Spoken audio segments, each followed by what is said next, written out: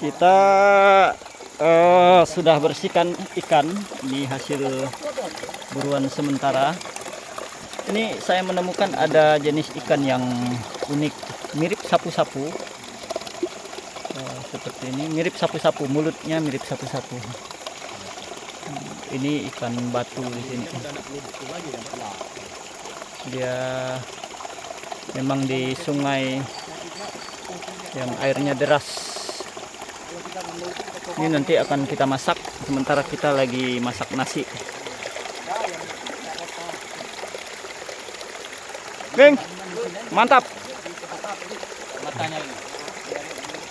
Ini air ngalir, air batu dari atas. Ini airnya bisa langsung kita minum. Kita minum ya guys ya, langsung.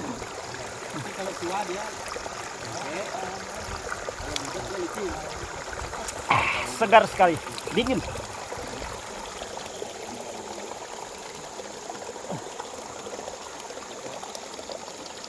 Iya, bang cari pulang daripada nambah